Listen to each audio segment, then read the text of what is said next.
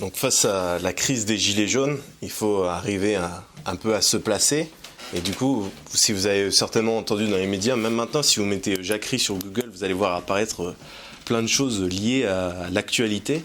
Et donc, ça nous a mis sur le tapis, sur l'actualité politique, cette fameuse, on va dire, crise, entre guillemets, de la jacquerie et de la grande jacquerie. Donc, il fallait vraiment analyser ce qu'était une jacquerie pour voir qui a raison de qui a tort dans l'histoire et aussi de voir l'enseignement de l'histoire pour notre présent. Donc, qu'ont fait nos ancêtres, où étaient leurs erreurs et comment nous aujourd'hui ou comment des gilets jaunes aujourd'hui pourraient éviter ce type d'erreur. Alors je vais faire en introduction une petite parenthèse sur la notion d'histoire. Je suis donc doctorant en histoire médiévale et donc il est intéressant de voir comment en histoire on se place par rapport à un événement. Et quelle méthode historique adapter. Où et comment utiliser l'histoire à des fins politiques. Souvent aujourd'hui, on a vu vraiment, il y a eu ce qu'on appelle un débat historiographique. Donc, l'historiographie, c'est l'histoire de l'histoire, lors de la sortie de l'ouvrage d'Éric Zemmour. Et on s'est dit, vous n'avez pas le droit de faire de l'histoire. En réalité, tout le monde a le droit de faire de l'histoire. Il y a cependant des spécialistes et il y a des essayistes. Et lui-même, Éric Zemmour, se rappelait en essayiste et il fait beaucoup d'erreurs. Dans ce dernier ouvrage, il a fait beaucoup d'erreurs, à mon goût, mais ça reste, on va dire, une approche patriotique de l'histoire, comme pouvait la faire Michelet, par exemple. Michelet, on dit que c'était un grand historien, mais c'est en réalité un grand essayiste. Et donc, on revient à notre histoire de jacquerie, et il est dit, aujourd'hui, on se rattache vraiment au caractère... il faut toujours se rattacher au caractère circonstanciel d'un événement. C'est-à-dire de ne pas prendre l'événement dans une globalité historique, mais complète. C'est-à-dire qu'on a vu, même dans les réseaux sociaux, des gens qui disaient « Oh, le gilet jaune, c'est le nouveau chouan ». Et du coup, on va tous faire un cœur de Jésus sur notre gilet jaune pour incarner ça. Ou le gilet jaune, et là, c'est lié à notre sujet, c'est le nouveau Jacques, c'est le nouveau Maillotin. Et là, Éric Zemmour, je le cite, il dit « Nous sommes dans une tradition bien française de la lutte ». Éric Zemmour. Alors là, on voit que en réalité, c'est une histoire globale, ce que nous présente Éric Zemmour, entre autres, qui est dans un côté patriotique, mais qui est repris et qui est inspiré du marxisme historique. Donc, c'est un poison, marxisme historique, et j'espère que cette conférence sera une croisade victorieuse contre cette idéologie pernicieuse. Selon le marxisme historique, que se passe-t-il ? Nous sommes, alors désolé pour le vocabulaire scientifique, mais il faut s'accrocher, et il faut lire Karl Marx pour bien comprendre où on en est aujourd'hui. Nous sommes dans une domination formelle du capital, c'est toujours du capital, de toute façon. Une paupérisation du prolétariat assujettie par une dialectique d'augmentation du travail servilisé, tout en diminuant le niveau objectif du salaire. Fiscalité du capital, le capital, chapitre 6, livre 3. Domination formelle, avant il y avait la domination réelle. Maintenant, nous sommes, après la guerre de 14, les néo-marxistes, les marxiens, tout ce que vous voulez, disent que nous sommes en domination formelle. Et donc, il y a une paupérisation du prolétariat assujetti par une dialectique d'augmentation du travail servilisé, tout en diminuant le niveau objectif du salaire. Sauf que le marxiste, il se place dans une perspective globale. Et il dit... En clair, hein. Là je vous paraphrase. Depuis la révolution néolithique et l'apparition de l'argent, il y a une lutte des classes radicales qui se met en place contre la dictature de l'argent. Donc, argent, monnaie, despotisme, impérialisme, banque. C'est ce qui se passe. Ça, c'est si vous écoutez Francis Cousin, qui est pas mal écouté, en réalité, on a vraiment cette dialectique-là, qui est une dialectique, on va dire, entre des paysans qui s'échangent des légumes, et on n'a rien à voir face au cosmopolitisme bancaire. C'est assez clair pour nous, mais pas forcément pour les marxistes. On va faire litière de cette idéologie, cette mythologie. Et Engels, lui, dans La guerre des paysans, c'est son ouvrage, Guerre des paysans en Allemagne, il dit, et là c'est lié à notre sujet médiéval, que l'opposition révolutionnaire contre la féodalité se poursuit pendant tout le Moyen-Âge. C'est-à-dire que les Jacques, l'opposition révolutionnaire, les Jacques, ceux qui vont s'opposer, vont être contre la féodalité. Et ça va se poursuivre pendant tout le Moyen-Âge. Engels, c'est encore pire que Marx. Marx avait quand même, au sujet de l'époque médiévale, avait quelques réserves quant à l'opposition révolutionnaire. Mais Engels, lui, il met les deux pieds dedans. Et la vision républicaine qui va être reprise après, par Michelet, par Thierry, etc., par tous ces historiens-là qui ont formé la Troisième République, qui ont formé un patriotisme historique républicain, eh bien, vont être nourris par la mythologie marxiste. Et ce qui fait que Éric Zemmour, qui est un homme formé par le 19e siècle, et beaucoup de personnes, on va dire, entre guillemets, de droite dans les médias, sont aussi nourris de ce patriotisme-là, un peu rancé, qui est du 19e siècle. Et on va voir que toutes leurs figures vont tomber ce soir, notamment Étienne Marcel. J'espère qu'on va lui faire mal. Et du coup, la méthode que je vais adapter, ça va être l'empirisme organisateur, donc le bon sens. Il faut observer dans le passé des leçons pour le présent, et on va utiliser le passé à des fins positives pour notre présent. On va s'en servir. Alors, qu'est-ce qu'une jacquerie ? Une jacquerie, et d'où vient le nom déjà ? Alors, une jacquerie, ça vient du vêtement, la jacque, qui est un vêtement court. À partir des années 1358-1359, on a une évolution dans la mode. Vous pouvez regarder de tous les ouvrages sur la mode médiévale, même historique, c'est très intéressant, car vous voyez qu'il y a une évolution entre le vêtement et le contexte social, économique, etc.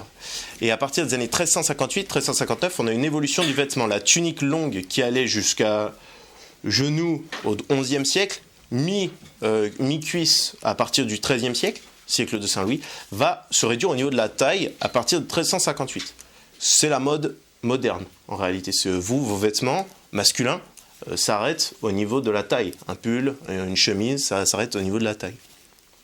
Et ce vêtement-là, à la base, était porté surtout par les personnes assez pauvres, en réalité, paysans, petits artisans. Et si vous regardez l'enluminure médiévale, vous faites une analyse iconographique du Moyen-Âge, vous voyez que les vêtements plus longs, les houppelangues, etc., avec les grandes manches, qui vont être avec des manches avec du verre, veillère, et avec de la soie, ça, les vêtements plus longs vont être réservés à la noblesse, ou à la haute bourgeoisie, la bourgeoisie marchande, et donc ça va pas être le vêtement court qui est le jacque. Donc la jacquerie vient du mot jacque. Et le chef de cette insurrection, qui s'appelle Guillaume Carle, va être nommé par un chroniqueur de l'époque, Jean Lebel, il va être nommé Jacques Bonhomme. Pour un petit peu se moquer, c'est un caractère un petit peu moqueur. On parlera tout à l'heure des chroniqueurs, des gens qui parlent à l'époque de la jacquerie. Et on va voir qu'il y a un caractère assez pédant, assez... le marxiste dirait un mépris de classe. Et du coup, on va lui donner ce nom qui est comme... on va faire un parallèle. C'est comme un média, comme si un média traiterait un manifestant ou tout un groupe de manifestants de gros beaufs. Voilà, c'est vu il y a un mois à peu près. Eh bien, c'est un peu la même chose en appelant Guillaume Carle Jacques Bonhomme. Ce qui est intéressant, c'est que le terme de... Alors, Jacques apparaît, mais le terme de jacquerie, lui, apparaît que 130 ans plus tard, sous la plume dans les grandes chroniques, notamment dans les grandes chroniques de France, qui apparaissent vers la fin 15e. Et pour vous donner un ordre d'idée, c'est comme si nous, on commençait maintenant à nommer les communards les réactionnaires, ou à changer le nom des gens qui se battaient pendant la guerre franco-prussienne, 130 ans plus tard à peu près, 130, 150 ans plus tard. Donc il est vrai que lorsque l'on modifie un terme, et que le terme apparaît, eh bien on s'en sert aussi à son époque. Au XVe siècle, on a eu cette vision-là, un petit peu négative aussi du pauvre qui réapparaît, et c'est pour ça qu'on a bien popularisé le terme de jacquerie. Alors la jacquerie. Qu'en est-il ? Moi, je vous parle surtout... Alors, il y a plusieurs jacqueries. Il y a plusieurs types de jacqueries, plusieurs pays. Je me suis concentré vraiment sur la grande jacquerie, la plus grande insurrection que nous ayons connue en France, le plus grand soulèvement populaire connu en France au Moyen-Âge, 1358. Il y a eu une autre révolution populaire en Angleterre en 1381. J'en parlerai pas. Il y a eu les Maillotins, les Tuchins, 1381, 1384. Il y a eu des révoltes aussi à Lyon, etc. Je n'en parlerai pas pendant la conférence, mais si vous avez des questions après, volontiers. Le contexte. Le contexte, alors, tout d'abord, moi je suis historien du fin 12e, début 13e siècle. Donc je sors un peu de mes domaines de spécialité, donc je maîtrise un petit peu moins. Je connais assez bien, mais je maîtrise quand même un petit peu moins pour vous dire. 1315-1317, nous avons une énorme famine en France, qui est certainement due, selon les professionnels qui étudient cela, par un lent refroidissement climatique. Si vous vous intéressez à l'histoire du refroidissement climatique, c'est très intéressant pour voir, ça aussi démet certaines théories réchauffistes aujourd'hui. Il faut s'intéresser aux travaux de Leroy-Ladurie, très intéressants, qui sont parus dans les années 70, avant que le GIEC n'interdise ce genre de travaux.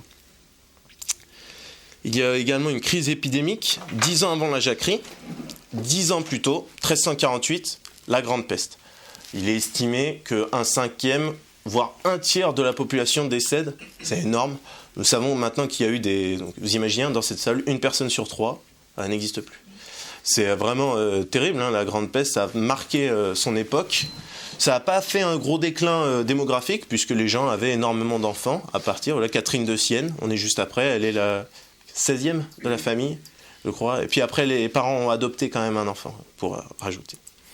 Donc, voilà, donc c'est un exemple, mais pour vous expliquer qu'il n'y a pas de grosse crise démographique, mais il y a une impression sur les émotions. Et là, depuis, on va dire, 20-30 ans, beaucoup de gens s'intéressent aux émotions, et c'est très intéressant pour parler de soulèvement populaire, parce qu'on parle d'effroi. On ne parle pas vraiment de jacquerie, mais on parle de l'effroi populaire. Parce que ça a fait vraiment une peur, une crainte des jacques, des gens qui se soulèvent. Mais on y arrive. Donc on a la famine, le refroidissement climatique, la crise de la peste noire qui décime la population. Donc, comme il y a un manque, pas forcément démographique, mais un manque de personnel, un manque d'une classe, d'un groupe de personnes pour travailler, eh bien on va avoir une montée des salaires paysans. Et on va avoir une rapide reprise de l'économie agricole, mais il va y avoir tellement une reprise trop rapide, donc il va y avoir une surproduction qui va engendrer des méventes, et donc il va y avoir des tensions au niveau financier qui vont apparaître. Et bien sûr, il y a la France qui est occupée par les Anglais, nous sommes en pleine guerre de 100 ans, ne l'oubliez pas, qui a été une victoire française. Je tiens à le rappeler, à chaque fois qu'on parle de la guerre de 100 ans, aujourd'hui je vais parler surtout des guerres comme Poitiers, de Crécy, voilà, souvent on parle de Crécy, Poitiers, Azincourt, mais n'oubliez pas qu'il y a aussi Fontenoy, voilà, il y a des très belles victoires françaises. Et c'est pour ça qu'on a gagné la guerre de 100 ans. Alors, revenons à nos moutons. Nous avons une reprise rapide de la production agricole et on a une tension complète sur le territoire. Donc même bien qu'il y ait la France se passe assez bien, il y a une assez bonne reprise économique, il y a des ravages dans la population. Il y a des compagnies, des hordes de mercenaires, souvent des Anglais, qui vont venir et qui vont ravager les paysans, qui vont récupérer leurs terres, qui vont tout voler et qui vont même agresser la population. On a des ravages en Île-de-France entre novembre et décembre 1357. À peine un an avant la Révolution. La Révolution, entre guillemets, de la jacquerie. Et on a donc des batailles, j'en ai parlé à l'instant. Crécy, 1346, Poitiers, 1356. La chevalerie française est défaite par des Anglais, certes, ça fait mal, mais c'est surtout des fantassins et des archers contre des chevaliers. Donc on a une vision de la population qui est néfaste par rapport aux nobles. On se dit les nobles n'ont pas protégé notre bon roi, Jean le Bon, qui est emprisonné, qui est un des seuls rois de France, qui est un des rares rois de France, qui n'est pas mort sur le territoire de France, de terre de France. Et donc le roi va être fait prisonnier et qui va aller en Angleterre. Et donc les nobles sont vus comme les coupables. On ne peut pas parler de crise de la féodalité. Ça, c'est vraiment les historiens marxistes qui défendent crise, toujours la crise. En réalité, non, il n'y a pas de crise de féodalité, mais il y a une opposition quand même, quelques soulèvements antinobiliaires. Et il y a donc, après cette fameuse funeste bataille de Poitiers, il y a le premier traité de Londres, 4 millions d'écus de rançon et un tiers du territoire du royaume de France cédé à l'Angleterre. Et donc, vous vous doutez bien, chez qui on va chercher les 4 millions ? La population. Nous avons, pour imposer ces nouvelles taxes, des états généraux. Là, on y revient. Ça va être beaucoup d'actualité, tout ça. Pourquoi on fait des états généraux ? Alors, souvent, on vous parle de dictature de l'Ancien Régime. Au Moyen-Âge, quand il y a de nouveaux impôts, il y a un vote. On ne peut pas... voilà, c'est le RIC médiéval, si vous voulez. Et donc, en droit canonique, c'est le... Ici, il y a des gens qui font du droit. Ici, c'est le quid omnes tangit. C'est-à-dire que ce qui concerne tout le monde doit être voté par tout le monde. C'est dans le droit canonique. Et donc, c'est appliqué, bien que ce soit dans le droit canonique, c'est appliqué dans le réel, c'est appliqué ici pour la France. Et donc, ces États généraux de 1347 doivent voter et votent ces nouveaux impôts. Donc, la population subit de nouveaux impôts pour récupérer le roi de France. Et pour payer une rançon, voilà, c'est la guerre, hein, c'est logique. Sauf que les États généraux prennent de plus en plus d'ampleur. Et là, on a vraiment la figure d'Étienne Marcel qui commence à émerger. Étienne Marcel, prévôt des marchands de Paris, homme très puissant, bourgeois, si vous voulez, Anne Hidalgo au Moyen-Âge. Voilà, c'est ça. En fait, c'est le maire de Paris, hein, prévôt des marchands. Bon, plus joli, voilà, et un homme. Et certainement mieux habillé.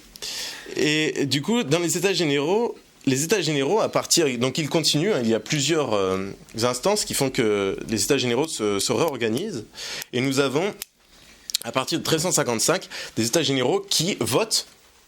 Ils décident de se réunir quand ils veulent. Autrement dit, nous avons une arrivée du parlementarisme. C'est-à-dire un groupe de parlementaires qui s'organisent quand ils le veulent. Et on va avoir une forte opposition de la population face aux États généraux, en fait. Et non pas face aux nobles.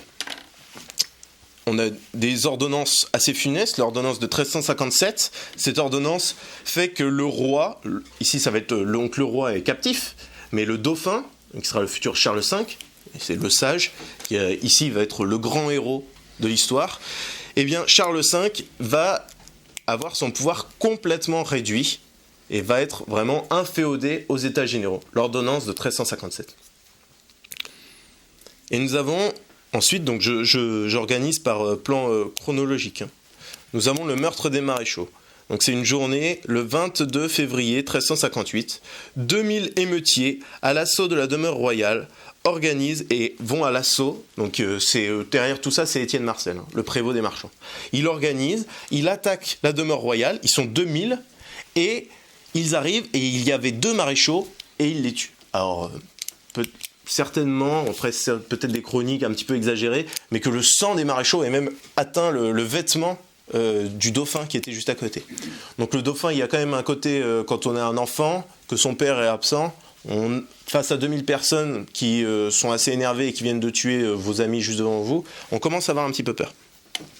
Le dauphin est obligé de se coiffer du chaperon aux couleurs de la ville de Paris, bleu et rouge. Alors là, l'historien Michelet Ier va dire, très mauvais, que c'est une préfiguration du 20 juin 1792, quand le roi de France, Louis XVI, a dû se revêtir de la cocarde. En réalité, pas du tout. Ici, que demande la population ? Ce ne sont pas tout à fait des Jacques. Que se passe-t-il ? Que demandent-ils ? Ils ne sont pas contre l'État, ils ne sont pas contre le roi.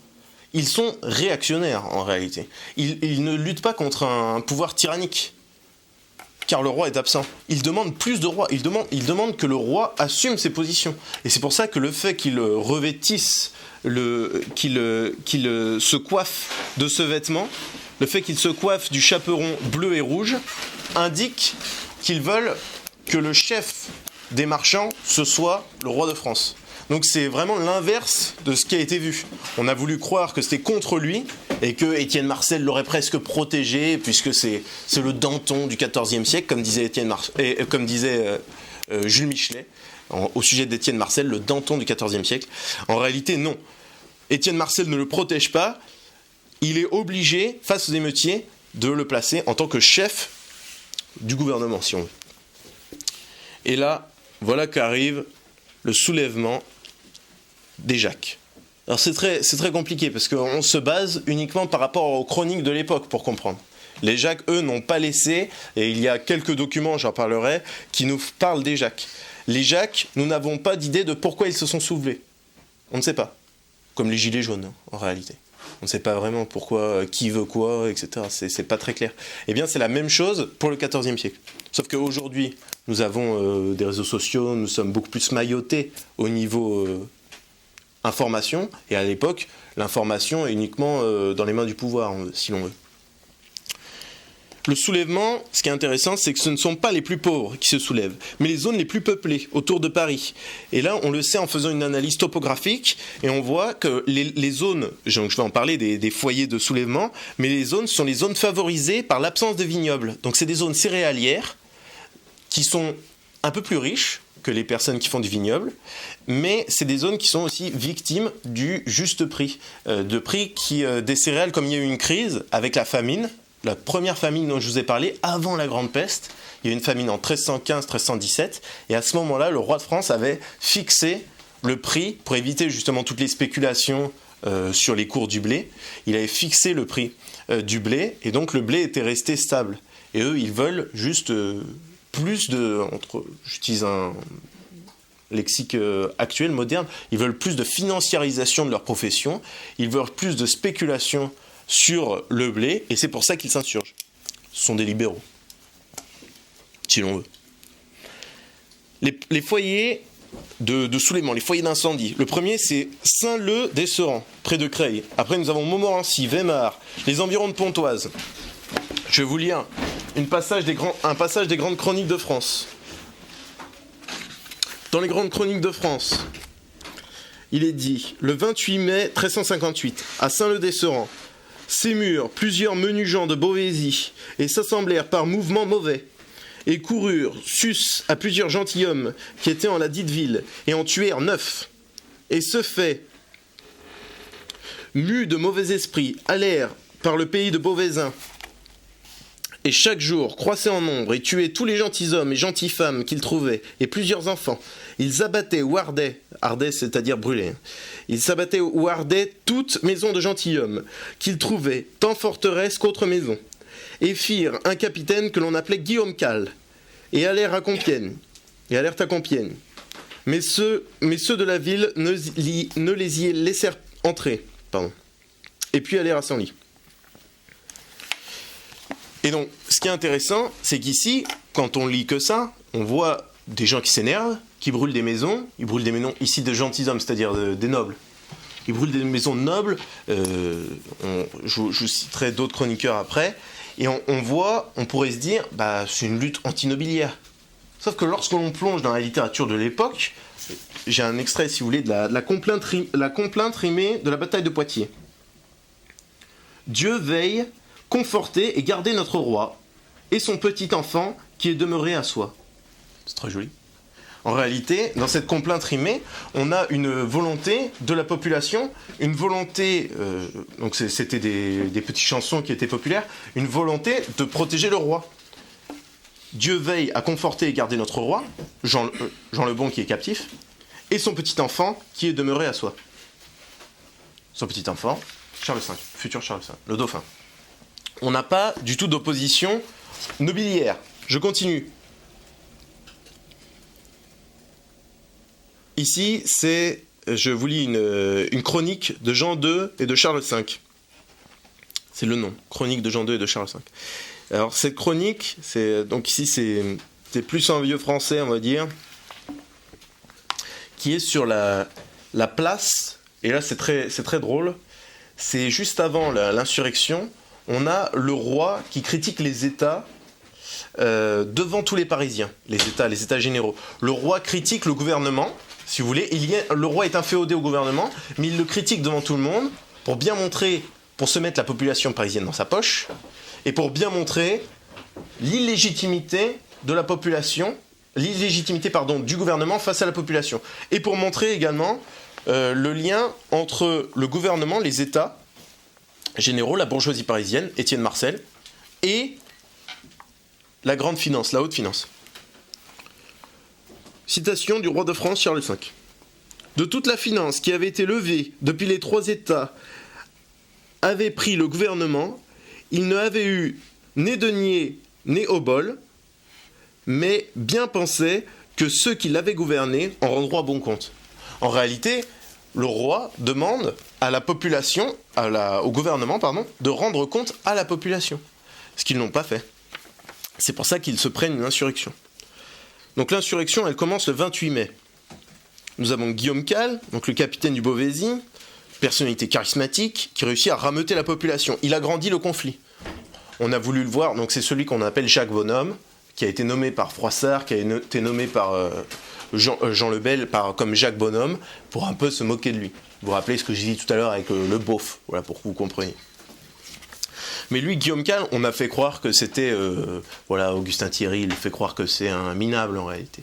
Or, il s'avère que dans les archives, on a retrouvé un morceau de sceau lui appartenant. Donc une fois qu'on en a un sceau, c'est la preuve qu'en réalité, on a une organisation assez efficace qui est derrière. On a une place importante dans l'administratif, si on veut. Et du reste, cela se souligne son organisation à travers comment il développe le mouvement. Ici, le mouvement, il demande sur son insistance que chaque paroisse, c'est-à-dire chaque groupe, se trouve un capitaine. On a le nom, par exemple, de Jacquin de Chenevière, qui est élu à Targny, vers Montmorency. Ce sont, on va dire, les chefs locaux des paroisses, donc des groupes de Jacques. Sauf que le 9 juin, à Mélo, l'insurrection s'est complètement terminée dans le sang. Qui la termine? Charles le Mauvais. Charles le Mauvais, c'est une personne qui... Il y a beaucoup de personnages, je suis désolé. Charles le Mauvais, c'était un prétendant au trône, qui est donc Charles II de Navarre. Et ça remonte à 2 générations au-dessus du dauphin. Nous avons, je pourrais rentrer dans les détails pendant les questions si vous voulez, sur les notions dynastiques. Et lui profite, il dit « Je suis l'héritier légitime, ne faites pas confiance au dauphin, votre roi est en Angleterre, faites-moi confiance. » Et lui, il essaye de se mettre la bourgeoisie parisienne de ses côtés, et c'est pour cela qu'il va profiter de l'insurrection pour attaquer l'insurrection. Donc certains disent, on peut avoir une vision complotiste, si vous voulez, de l'événement, puisque à l'époque, les chroniqueurs aussi ont eu cette vision complotiste, pour dire qu'en réalité, il y a des pompiers pyromanes, comme Charles de Navarre ou Étienne Marcel, qui font monter l'insurrection des Jacques, qui les financent, etc., puisqu'ils ont eu quand même des accointances assez proches, qui les financent, et ce qui fait que... après, ils disent, regardez, il y a une énorme insurrection, mais nous, on va être là pour tout nettoyer. C'est ce qui s'est passé le 9 juin. Ça s'est terminé dans un bain de sang. Tous les Jacques, qui ont été en réalité les porte-cotons de la bourgeoisie, pas cosmopolite, mais la bourgeoisie, on va pas abuser non plus, mais la bourgeoisie parisienne de l'époque, les Jacques sont, pour la plupart... dans tous les cas, tous les capitaines ont été pendus, voire certains éviscérés. Sinon, la population, il y a eu énormément de lettres royales, je précise, qui ont été émises après, on en reparlera, pour des lettres de rémission en réalité. Donc ça fait partie aussi des documents, autres des analyses des chroniques que nous ayons, qui nous parlent des Jacques. Donc, il y a cette insurrection qui est terminée dans le sang. Alors combien y avait-il de Jacques?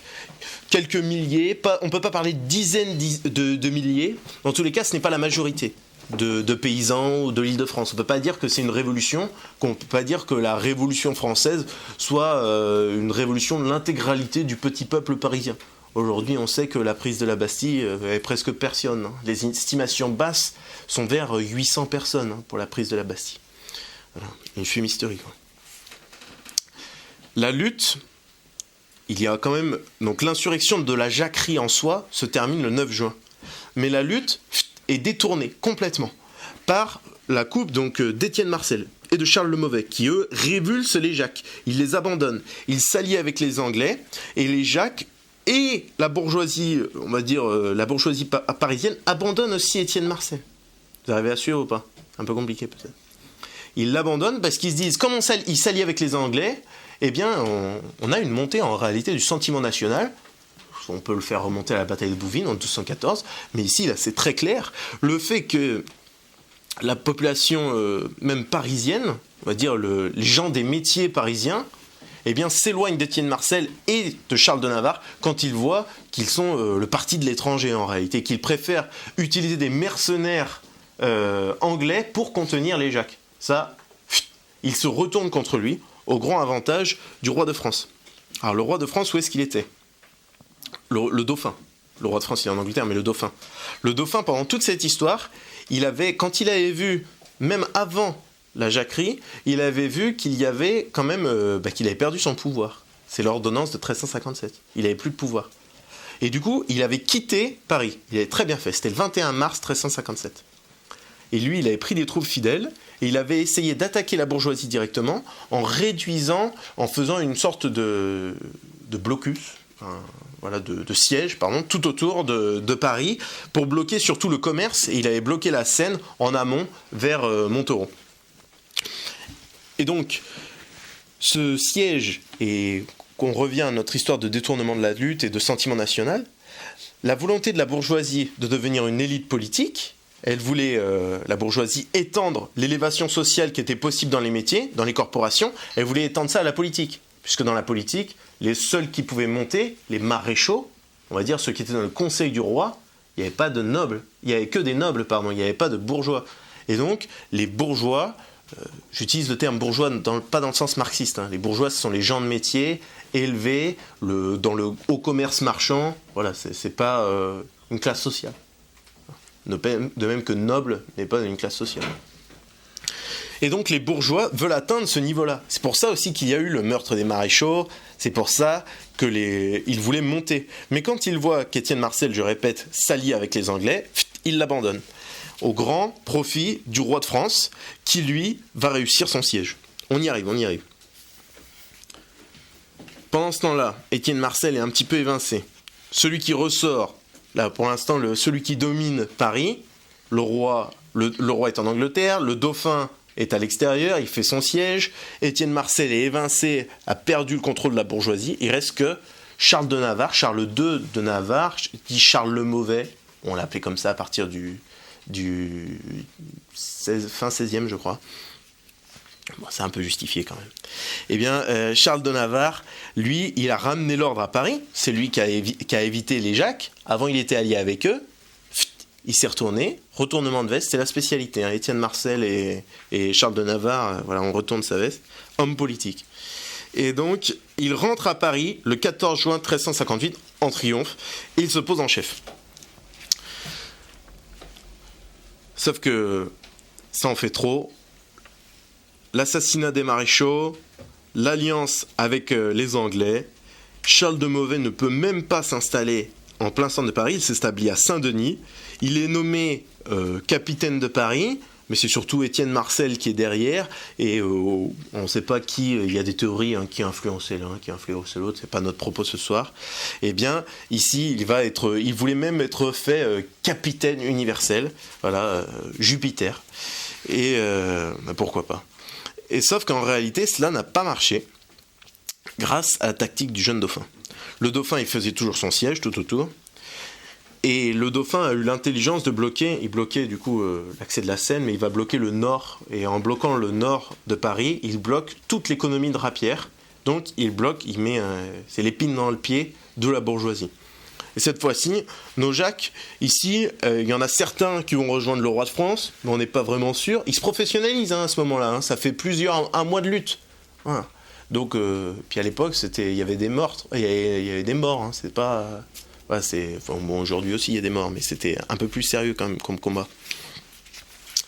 Et donc il bloque la connexion de Paris aux Flandres, il bloque l'économie de Rapière, le roi reprend la main sur les bourgeois, et à partir de là, le roi rentre à Paris, apaise l'intégralité. Les bourgeois, ce qui est intéressant, c'est qu'ils ne seront jamais dans un gouvernement, et eux-mêmes se désintéressent de la politique, à part quelques banquiers changeurs. Alors, nos Jacques, que sont-ils devenus ? On dirait une émission de télé-réalité. Que sont-ils devenus ? Eh bien, il y a un retour au champ, retourne travailler, et à un moment, il faut manger. Et il y en a qui vont se professionnaliser, qui sont très forts dans la lutte, on va dire, politique. Ils vont s'organiser en milices, et on suppose que les brigands, qui apparaissent, le terme apparaît au XVe siècle, les brigands, officiellement c'est 1417, eh bien, on suppose que ce sont d'anciens Jacques qui se sont dit, eh bien, nous, on en a assez que les nobles ne fassent pas leur place, que nos nobles, on les attaque, parce que ce sont des sous-nobles, ils ne tiennent plus leur place. Les vrais nobles devraient nous défendre des grandes compagnies qui viennent ravager en permanence nos terres. Donc nous, on va s'organiser en milices privées.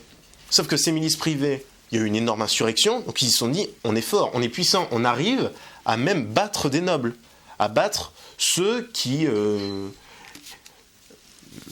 nous dominaient, en réalité, c'est un peu négatif comme terme, mais nous dominaient, on va dire, physiquement, ceux qui avaient le privilège de l'épée, voilà, c'est plus joli, ceux qui avaient le privilège de l'épée pendant des siècles, eh bien, nous, paysans, nous battant avec des fourches, des piques, etc., nous arrivons à les battre. Donc on se professionnalise. Et le mot brigand, je ne sais pas si vous le savez, là aussi ça vient du vêtement, hein, la brigandine, qui est un vêtement qui apparaît, donc on a eu les Jacques tout à l'heure, c'est brigand, la brigandine qui est un vêtement cette fois-ci court, donc vous connaissez le harnois, l'armure complète, le chevalier en boîte de conserve si vous voulez, ça c'est le harnois, avec des armures de partout, des armures de plate, mais la brigandine, en réalité c'est une armure qui a été assez populaire en Italie et en France, et même en Europe du Nord également. C'est une armure de plaques de métal cachée par du cuir. Donc en fait c'est un vêtement de cuir, un gilet pare-balles si vous voulez, et à l'intérieur il y a des plaques de métal. Et c'est ce vêtement-là qui était, comme c'était beaucoup de petites plaques assemblées entre elles, ça coûtait moins cher la fabrication, moins cher qu'un harnois, moins cher qu'un très beau plastron, etc. Donc c'était un vêtement plus pauvre. Et c'est pour ça qu'on suppose, certains historiens, notamment Guy Fourquin, grand spécialiste de la question des soulèvements populaires au Moyen-Âge, eh bien lui suppose que des Jacques se seraient reconvertis en brigands, et ce, pendant tout le XVe siècle. Alors, donc récapitulons. Nos Jacques sont des personnes qui s'insurgent, à vous de faire les parallèles, hein, une insurrection antifiscale, qui malheureusement a été détournée de la lutte par la bourgeoisie parisienne, par l'élite de la société, pour devenir des serviteurs, en quelque sorte, des intérêts et des volontés du prévôt des marchands de Paris, le maire de Paris, si vous le souhaitez.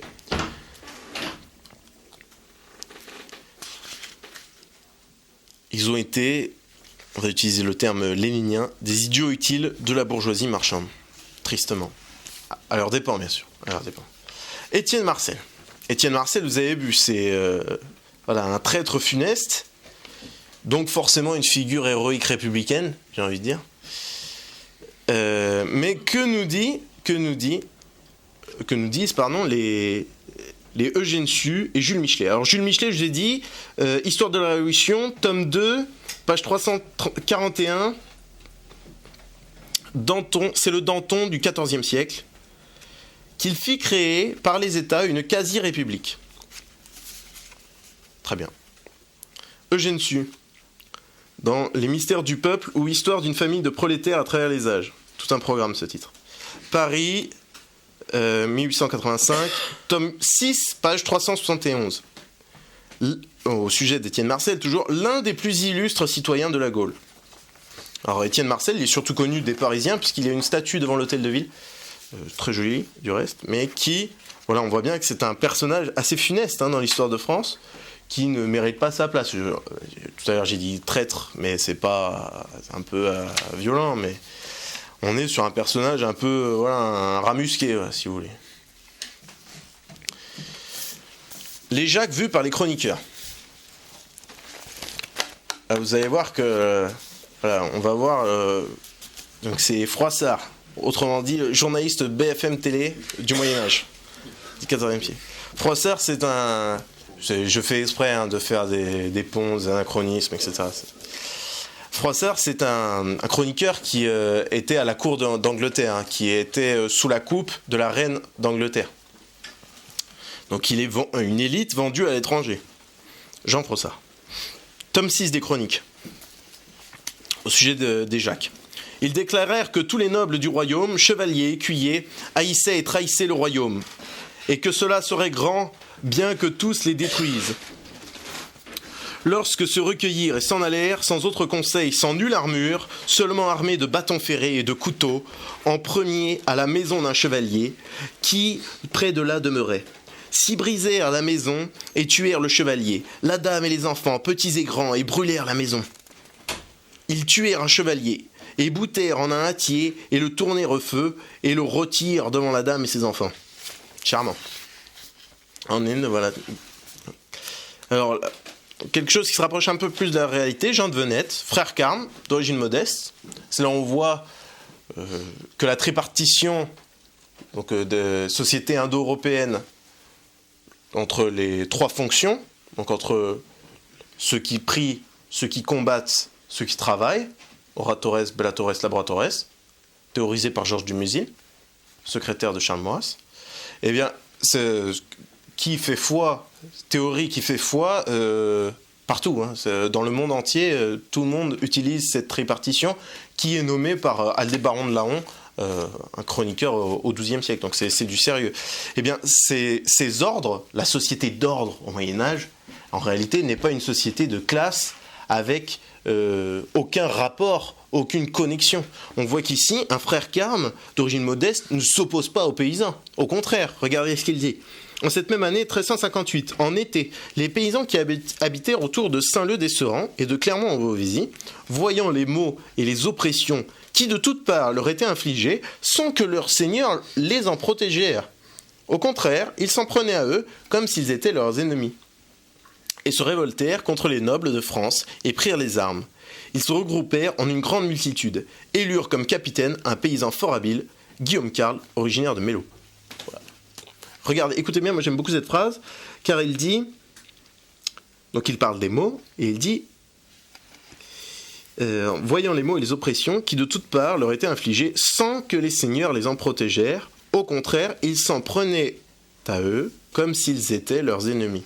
C'est-à-dire, c'est intéressant, c'est qu'en réalité, on voit que les Jacques, certes, ils se sont pris au Seigneur, mais c'est une révolte qui n'est pas une révolte anti-nobiliaire, qui n'est pas une révolte comme pu être, on va dire, la Révolution française, si vous voulez. Pourquoi ? Car ils demandent aux seigneurs d'être des seigneurs. Ils ne demandent pas plus de seigneurs. Ils ne disent pas « Ah ben, on veut abolir les privilèges ». Ils disent « Non, on veut des seigneurs qui nous protègent. On est des paysans, on n'a pas que ça à faire, on ne peut pas labourer au champ, et on ne peut pas organiser des milices pour défendre nos prés. Si on paye des taxes aux seigneurs, il y a bien sûr, dans l'Ancien Régime, terme contemporain, vous m'excusez, une redistribution sociale, une répartition des tâches, ce qui fait que si l'on paye des taxes, c'est bien sûr qu'il y a une fonction derrière. Aujourd'hui, si vous payez des taxes, c'est parce que voilà, vous avez une armée, nous avons des autoroutes, etc. Le droit à l'avortement, voilà, l'Aquarius, super. Tout ce que vous voulez. La dette.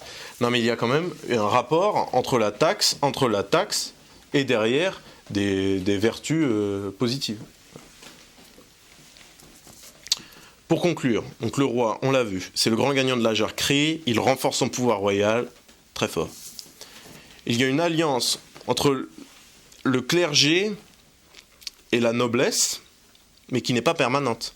Souvent, vous avez tous l'image, votre cour de 4e, qui sera aussi votre cour de 1re, voilà, où vous avez le paysan écrasé, et par-dessus, vous avez l'image, par-dessus vous avez le cerf écrasé, excusez le vocabulaire, et par-dessus vous avez le prêtre et le noble. Image républicaine. En réalité, voilà ce que Marc Bloch, historien communiste, nous dit. Très, très intéressant, très intéressant. Marc Bloch, très fort. N'oubliez pas, il a écrit Les Rois thaumaturges, donc c'est son meilleur ouvrage, son seul ouvrage qu'il faut lire. Ça. Marc Bloch rappelle le conflit des serfs d'Orly. Nous sommes avant notre histoire. Hein. C'est le conflit. C'est un conflit que toute personne intéressée par les notions de classe devrait savoir, et toute personne intéressée par aussi le royalisme devrait savoir. Les chanoines de Notre-Dame de Paris, en 1251, imposent une taille. Donc les chanoines possèdent des terres et imposent la taxe de la taille. Logique. Il y a des soulèvements populaires à cette époque-ci, comme quoi les soulèvements populaires, c'est pas que la Grande Jacquerie, bien sûr, mais la Grande Jacquerie, c'est le plus grand soulèvement populaire. Donc il y a cette taille, et à Orly, il n'y avait pas d'aéroport à l'époque, il y a un soulèvement populaire, et les paysans demandent un arbitrage royal. Les ligueurs sont arrêtés, alors pour les autres paysans, se disent nous, on va demander directement au roi son arbitrage entre les chanoines, le clergé,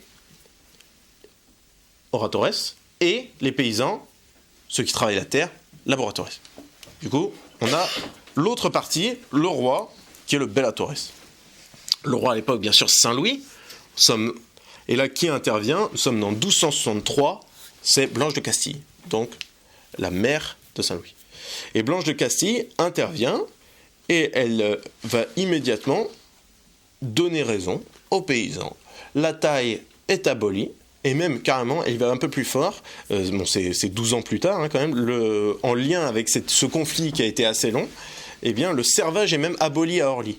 Donc souvent on vous parle, il faut savoir, il y avait à partir de Saint-Louis, il y a, on va dire, on a très peu de traces de servage en France. On est au XIIIe siècle. Le servage, ça ne s'est pas arrêté à la Révolution française. Et donc vous voyez, tout ça c'était pour vous dire que la place du roi est très importante. Là on est au XIIIe siècle. On est 100 ans avant notre histoire, mais la place du roi est très importante dans la gestion de conflits, même avec les plus pauvres. Et ici, notre roi Charles V, le dauphin dans l'histoire, a été l'arbitre du conflit, et c'est grâce à sa personne et à son habileté politique, ici à sa hauteur, qu'il a su être le grand gagnant. Il n'a pas touché au Jacques, car c'est Charles de Navarre qui a fait le sale boulot, on va dire. Il ne s'est pas opposé à Étienne Marcel directement, parce que c'est la bourgeoisie, ceux qui étaient en dessous, qui ont trahi Étienne Marcel, et les Jacques eux-mêmes soutenaient le roi, car le roi, comme la complainte que je vous ai récitée tout à l'heure le rappelle, le roi était tellement aimé du peuple que le peuple soutenait son roi, voulait payer la taxe à Jean de Lebon pour le libérer, mais pour eux, l'important, c'était que vraiment les seigneurs, eux aussi, sont impliqués dans ce conflit et qu'ils jugeaient vraiment que les seigneurs étaient incompétents. Comme aujourd'hui, on peut considérer que la classe politique est incompétente pour gérer le conflit. C'est pour ça qu'il y a de l'insurrection. Alors, beaucoup de faits, vous avez pu le rappeler, nous rapprochent entre notre actualité et la jacquerie. Mais on voit que la jacquerie est un mouvement qui ne se diffuse pas vraiment dans l'ensemble du royaume, contrairement. C'est un mouvement très parisien, ici. Parisien et la métropole un peu autour. C'est un mouvement, et ça c'est important. Et ça c'est vraiment l'aiguille, même grosse aiguille, l'épée que l'on peut envoyer au marxisme historique, et même à Zemmour, à tous les gens qui comprennent pas bien et qui disent c'est la jacquerie, etc. C'est une tradition populaire, donc c'est bien. Voilà, les champaillards aussi, mais ça ne veut pas dire que c'est bien. Les jacqueries sont un mouvement, j'espère avoir été assez clair, conjoncturel. Conjoncturel. Famine, guerre, peste, épidémie, etc. Il faut appuyer sur la clé. Et donc, c'est un mouvement conjoncturel. Or, je pense que ce que nous vivons aujourd'hui, ce n'est pas à la place ici d'en juger, mais c'est un mouvement structurel. C'est la structure même de la société qui est contre lesquelles les personnes luttent. Il y a bien sûr des dérives, maintenant les gens disent on veut du pouvoir d'achat, etc. Comme si le pouvoir d'achat était une équation avec le bonheur. En réalité, les Jacques s'opposaient à leur seigneur dans un cadre bien précis, mais aujourd'hui, c'est pour ça que la grande difficulté de gérer le conflit des gilets jaunes, c'est que chaque gilet jaune a ses revendications. Il y en a qui vont dire royalisme, il y en a qui vont dire le RIC, bon, voilà, savoir à quelle sauce on va être mangé. Il y en a qui vont dire telle chose, avortement. Chacun a le pouvoir d'achat, baisser le permis de chasse, on ne sait pas, mais, on a un peu de tout. Et c'est la preuve, le fait de ce mélange, c'est aussi la preuve qu'on est dans un mouvement aujourd'hui insurrectionnel qui attaque la structure de la société. C'est pour ça qu'ils disent on veut faire comme Étienne Chouard le souhaite, on veut mettre à bas carrément la classe politique, Macron démission, etc. Ce qui n'est pas du tout la volonté du roi de France, la volonté des Jacques, qui eux soutiennent le roi de France, qui ne s'opposent pas du tout, qui veulent pas dire le dauphin démission. C'est pas du tout le même combat. Donc on peut pas faire de lien à ce sujet-là, au sujet vraiment entre la différence entre la conjoncture et la structure. C'est pour ça, je pense, c'est le gros point d'opposition entre les Jacques et les Gilets jaunes. Voilà, aussi les Jacques n'avaient pas peur du sang. Aujourd'hui, notre société aseptisée de la violence crée des légalistes. On voit, tout le monde nous entoure, voit ce soutien légaliste contre les Gilets jaunes, alors qu'au Moyen-Âge, ici, on a vraiment aucune crainte du sang, enfin aucune crainte. On n'a pas le même rapport à la mort, surtout quand vous avez 10 ans plus tôt, une personne sur 3 qui est décédée autour de vous.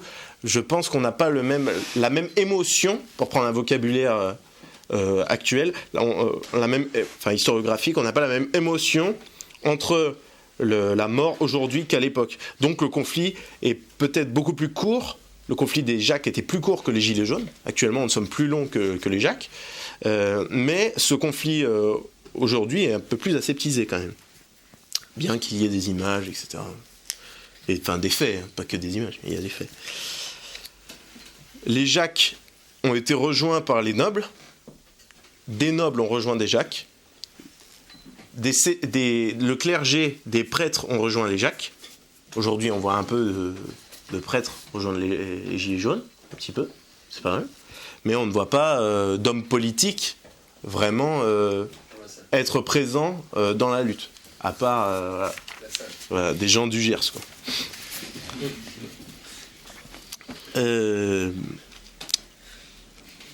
Donc, voilà, si vous voulez, les Jacques, pour terminer, les Jacques, ce qu'ils désiraient profondément, c'est que les seigneurs retournent à l'époque de Saint-Louis, qui est vraiment un âge d'or. À partir de 1348, quand une grande une population est décimée, on a vraiment subi une grosse douleur. Donc il va y avoir le mythe de l'âge d'or qui va beaucoup se développer, qu'on va retrouver dans les grandes chroniques également. Et on va penser que le mieux de la chevalerie, c'était bien sûr à l'époque des croisades, parce qu'à partir de 1348, voilà, il n'y a plus de croisades. Et donc à la cour de Bourgogne, à la cour du roi de France, on va avoir cet esprit nostalgique que Johann Huizinga a nommé l'automne du Moyen-Âge, en analysant un petit peu de manière parfois biaisée, mais c'était quand même très intelligent à l'époque. Et on voit que cet âge d'or existe aussi chez la population Jacques, qu'ils ne veulent pas que la pression fiscale qu'imposent les États généraux empiète sur leurs droits ancestraux, leurs droits locaux ancestraux. Voilà, ils ne veulent pas devenir, comment il dit ? Ne pas devenir luthérien, mais préfère être gaulois réfractaire. Vous voyez, c'est cette ambiance-là. Voilà. Donc j'espère avoir été assez clair. Je suis sorti un petit peu de mes périodes de prédilection. J'espère que vous aurez beaucoup de questions. Voilà, merci à tous en tout cas.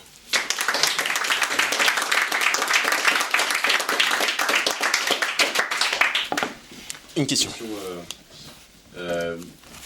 Juste la première chose, c'est Jean Froissart. Oui. T'as cité le truc, mais... Chronique tome 6. Ouais, et en fait, tu dis c'est assez court. Étranger, mais en fait, qu'est-ce qu'il dit T'as cité le truc, mais... je suis pas revenu, j'ai pas analysé, la citation, pardon.